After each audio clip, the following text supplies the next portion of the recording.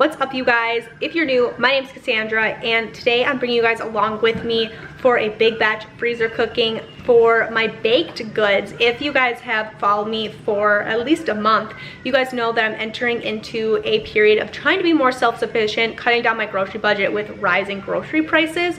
In fact, if you want to know tips, I literally just got done filming a video with 7 tips to cut down on your household budget and your grocery budget. I will link that video. Well, that video won't be up yet, but it will be up, so make sure you subscribe because that video is coming next. But in this video, I'm sharing with you guys basically my baked recipes. So every recipe that you see me make today, I will have linked down below in the description box, and I'll have them labeled with which recipe is which, so you don't have to go searching for them. Every recipe that I'm sharing with you, I got off Pinterest. I have made them all before, minus one of the cinnamon breads, but they all turned out really, really well. I'm very happy with them. So today in this video, you're seeing me make 4 loaves of bread, 2 double batches of pizza dough crust, and some yeast rolls that turned out really, really good.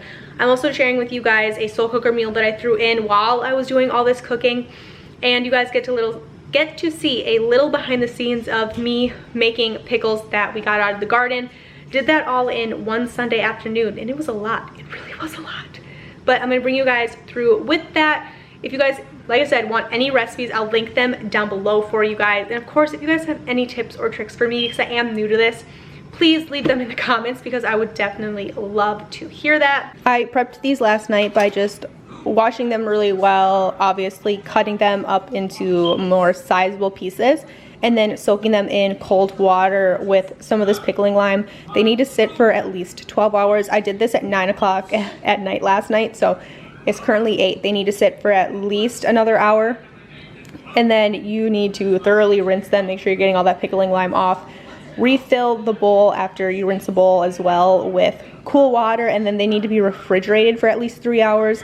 So this morning my plan is to just get hopefully all my bread and my dough out of my KitchenAid and either in the freezer or rising, and then while those are rising I will actually can my pickles. We'll see what happens though.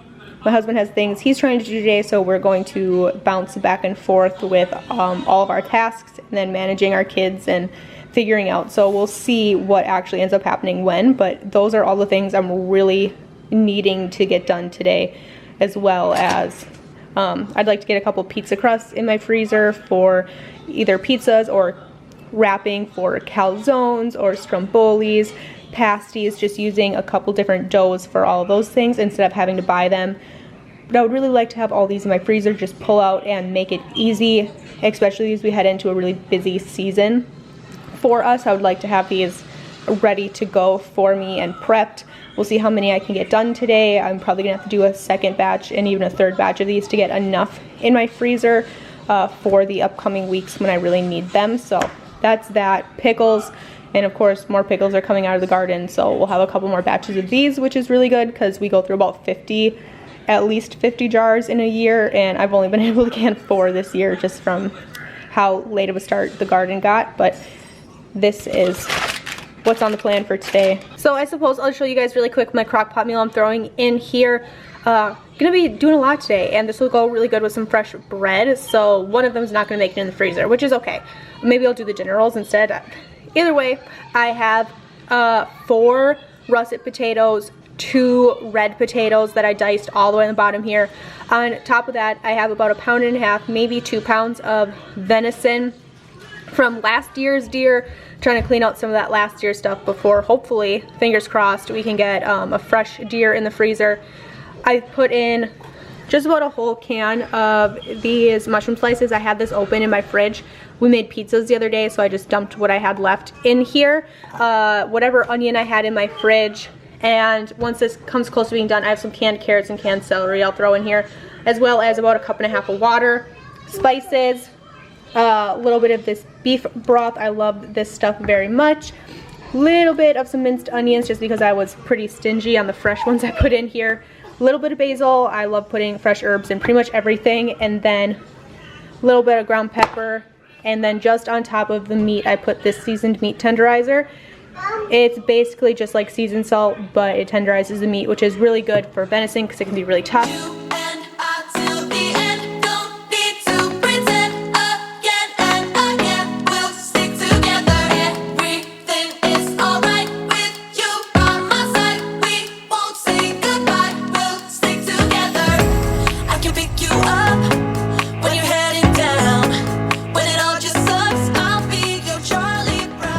do is throw in my oil and then get it mixing. 6 tablespoons is what we're looking for 4 loaves of bread. You can also use butter for this, which is going to have more flavor.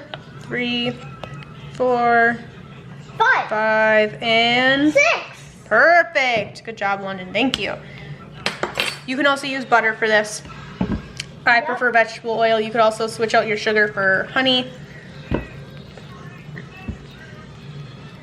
But you can see it's starting to foam now, which is that yeast activating. I wonder if I can get in on that for you a little bit. I have this on really low speed. I'm gonna let this do its thing just for a couple minutes until the dough starts to form. If I need to, I'll add in extra flour if needed. Just if it's too wet, it kind of depends on your area from what I'm understanding. This is my double batch dough. It's doughier than what I would like, but my KitchenAid's really struggling. So what I'm gonna do is just put extra flour on my hands and on my counter here, and when I need them, I will just add in more flour until it gets to the texture that I'm looking for. You really don't want the dough to be doing this. If you take your bread out to knead it and it's sticking to your fingers like this, it's too wet, it needs more flour.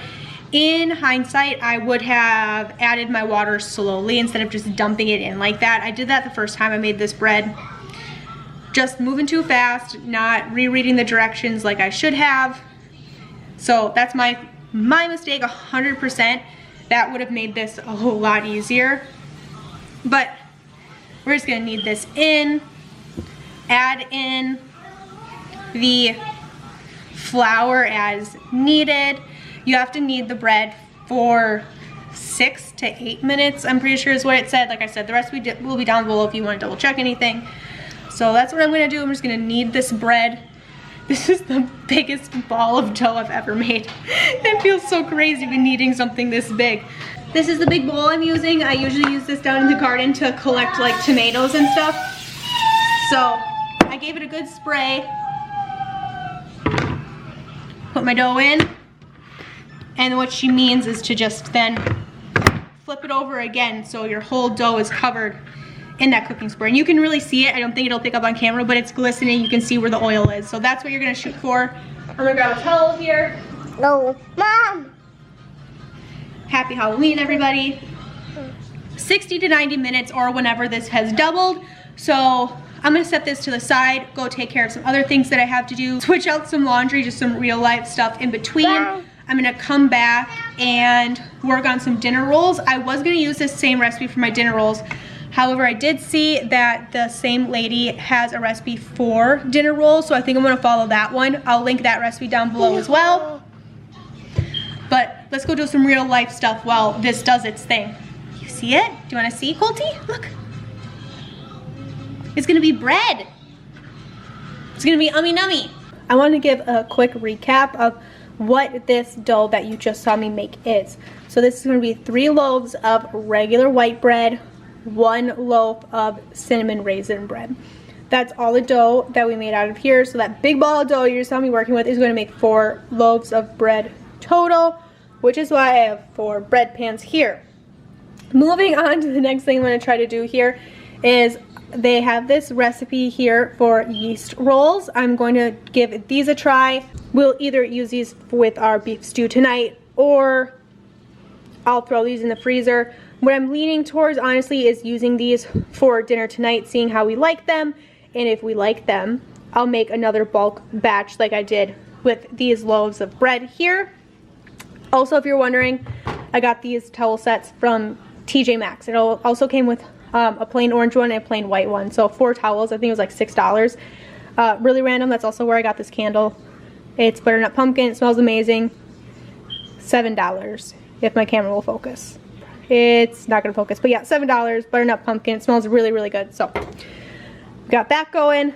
Move on to my yeast rolls. Okay, so once again, I have my ingredients here if you want to screenshot, but this will be linked down below. What you're going to need for these yeast rolls is honey, whole milk, butter, flour, sugar, your yeast, which I've got all the way back here, and salt, which is back here somewhere. There we go. So no sugar involved in this recipe. We're substituting it out with the honey this time. Oh, and you're gonna need some eggs. read through my instructions, which I should have done with my bread, but read through all of these steps, got it done. So now I'm going to do things the right way this time, slow down a little bit, relax a little bit, and get these done properly this time so I don't run into the same issues by overstuffing my KitchenAid and creating more issues. So here's the KitchenAid going, but we're at the point now where we're just gonna let it go on a low speed until the dough starts to come together. Mine is going to need more flour. I've just come to realize that I always need to add more flour. I guess my climate is wet. I don't know, it always affects my dough. So I think that 1 tablespoon of flour is gonna do it. I might need maybe just another half, but I'm gonna start my clock so it's exactly 11. At 11:05, I'm gonna come back and check this. You don't want to over mix it from what I'm understanding. Also, that can make your bread or your rolls really dense. So I would rather let it go for a shorter amount of time, come back and check it. Are my kitchen bowls. These are Viking bowls. They have the rubber on the bottom, so if you're putting them on the counter and you're whisking, do not. If you have them on the counter and you're whisking something, they're not moving around. I like them a lot. They came in a set with different sizes. They also all came with lids. I like them a lot because they also have your quart measurements on the side of the bowl, on the inside and on the outside.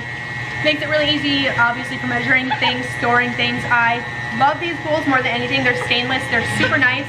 I got these for Christmas from my dad. He said he got these at Sam's Club. He got these at Sam's Club. If I can find them, I'll link them below.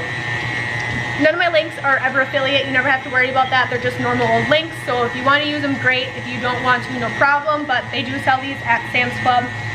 And these would make a great Christmas gift for someone who loves to be in the kitchen, or even if you had like an avid hunter or something, to keep these bowls in the garage when you're butchering either like geese or deer or whatever you're hunting. These would be really, really nice for that as well, to separate out your different cuts of meat and stuff. Yeah, highly recommend these for sure. So I'm gonna do the same thing here. I have my olive oil spray.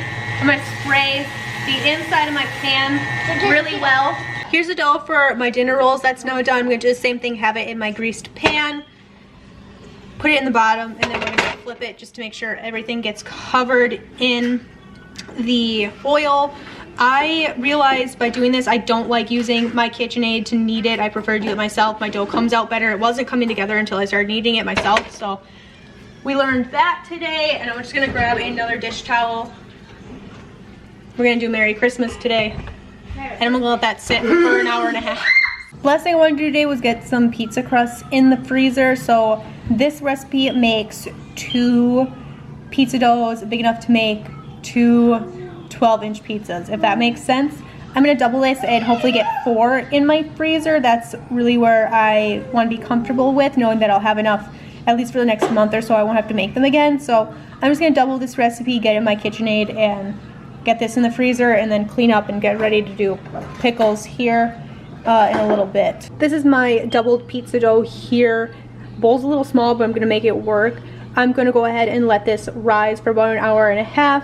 Once it rises, I'm going to divide it into the amount of sections that I want, form them into a ball, rub them with a little bit more of olive oil, put them in my freezer bags, get them in my freezer. Website says that's good for up to 3 months. I don't think mine will last that long in there, but I'm gonna cover it with the same towel, let it rise, divvy that up once I put these in my bread pans, make my rolls, and kind of get all this going all at the same time. It should be done all around the same time, so we'll see how we can rotate through things evenly, hopefully. Now it's time to clean up that mess and everything that fell on the floor with my little helpers. So you took control, but now I'm gone. Bye bye, bring the fire. You took something beautiful and made it something cruel. It's all that I get from you. You're so delusional. Now watch me take control. I've been running from myself like I'm somebody else. Kinda left me alone, all the love is gone. Now I'm coming around, got a stake in the ground. Gonna stick it to you, I'm gonna let you go. Let you go, let you go, let you go.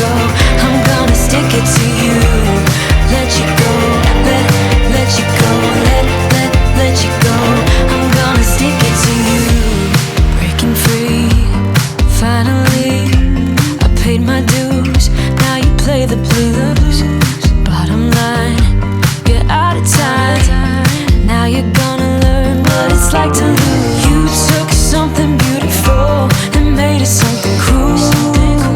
It's all that I get from you. You're so delusional. Now watch me take control. I've been running from myself like I'm somebody else. Kinda left me alone. All the love is gone. Now I'm coming around. Got a stake in the ground. Gonna stick it to you. I'm gonna let you go. Let you go.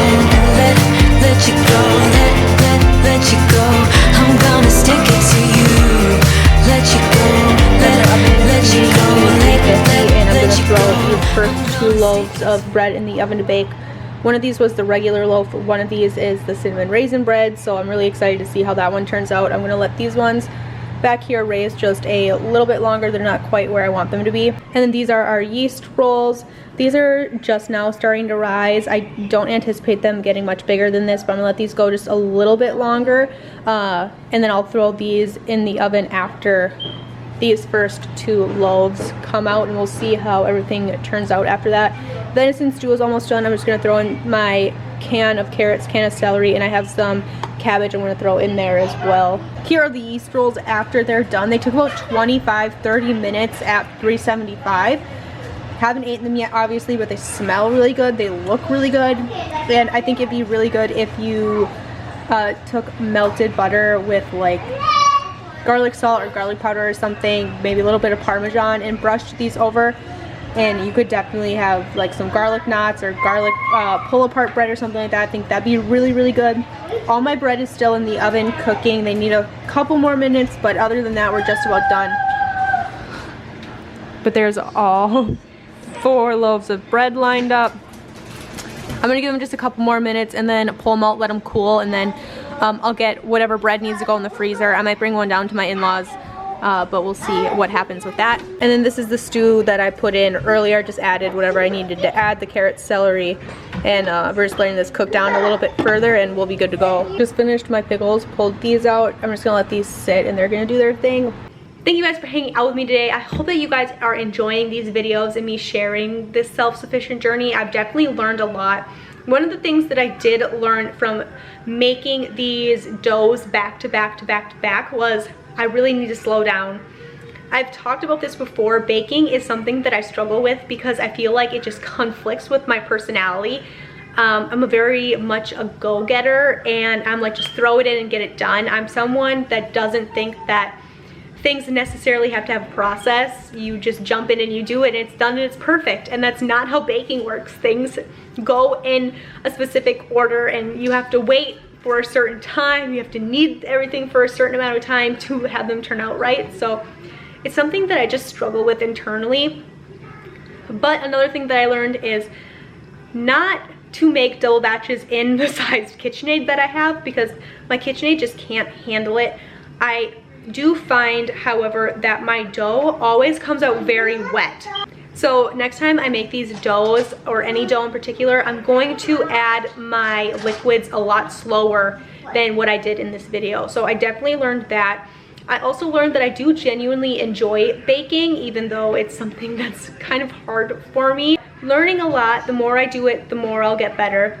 I also brought those yeast rolls down to my husband's grandma, and we shared some of those with her, and she told me that when you're making sweetbreads like that, if you throw in a little bit of cardamom, it really makes the bread sing. So thank you, Grandma, for that tip. I'm very excited. A lot of things today, a lot of things to improve on, but also getting better. So that's the good thing. So if you're also embarking on this journey with me, know that you're not the only one making mistakes and learning, and hopefully it'll get easier for all of us. But thank you guys so much for hanging out with me today. I always enjoy it. And of course, I'll see you guys next time. I don't wanna stay here, no. Ain't gonna keep it